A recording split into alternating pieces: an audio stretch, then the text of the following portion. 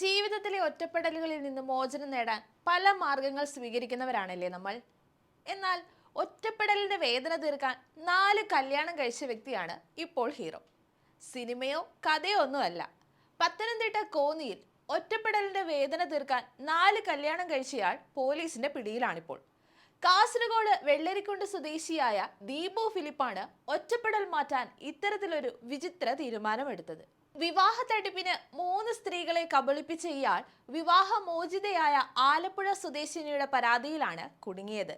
ഫേസ്ബുക്കിലൂടെ പരിചയപ്പെടുകയും തുടർന്ന് വിവാഹം കഴിക്കുകയും ചെയ്ത 4ാമത്തെ യുവതിയുടെ പരാതിയായിരുന്നു യുവാവിനെ കുടുക്കിയത്.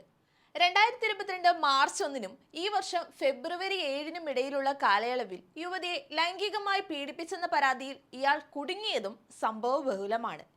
കാസർഗോഡ് വെള്ളരിക്കുണ്ട് സ്വദേശിനിയെ 10 കൊല്ലം മുൻപ് കല്യാണം കഴിച്ചാണ് വിവാഹ തട്ടിപ്പിന് ആരംഭം.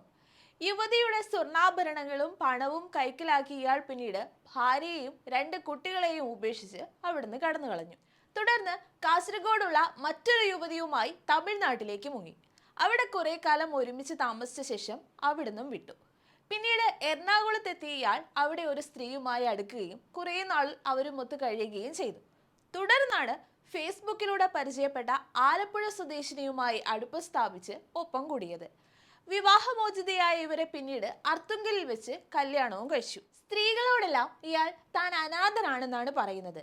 വിവാഹം കഴിച്ചാൽ തനിക്കൊരു ജീവിതവുമാകും, ഒറ്റപ്പെടുന്നതിന്റെ വേദന മാറുകയും ചെയ്യും എന്ന് വൈകാരികമായി പറഞ്ഞ് വിശ്വസിപ്പിച്ച് വലയിൽ വീഴ്ത്തി വിവാഹം ചെയ്യും. തുടർന്ന് ഒരുമിച്ച് ജീവിച്ച് ലൈംഗികമായി ഉപയോഗിക്കുന്ന പ്രതി താല്പര്യം കുറയുമ്പോൾ അടുത്ത സ്ത്രീയെ തേടിപ്പോകും. ഇത്തരത്തിലായിരുന്നു മുമ്പ് 3 സ്ത്രീകളെയും ഇയാൾ കബളിപ്പിച്ചത്. ഇപ്പോൾ ഒപ്പമുള്ള യുവതിക്ക് ഇയാളിൽ സംശയം ജനിച്ചതാണ് തട്ടിപ്പിന്റെ വീരകഥകൾ പുറത്തായത്. ദീപുവിന്റെ 2ാം ഭാര്യ നിലവിലെ ഭാര്യയായ യുവതിയുടെ ഫേസ്ബുക്ക് സുഹൃത്താണ്. അവർ നൽകിയ വിവരമാണ് വിവാഹ തട്ടിപ്പ് വീരന്റെ കള്ളക്കളി വെളിച്ചത്താകാൻ ഇടയാക്കിയത്.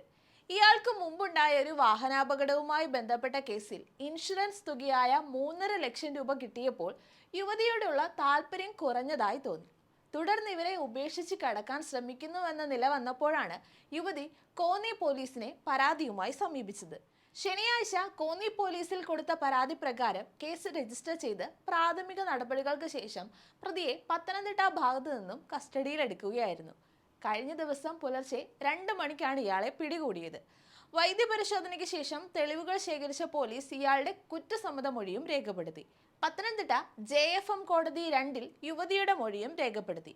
കാസർഗോഡ് വെള്ളരിക്കുണ്ട് തിരുവനന്തപുരം തുടങ്ങിയ സ്ഥലങ്ങളിൽ യുവതിയെ എത്തിച്ച് പ്രതി ബലാത്സംഗത്തിന് വിധേയയാക്കിയതായി അന്വേഷണത്തിൽ വ്യക്തമാവുകയും ചെയ്തു.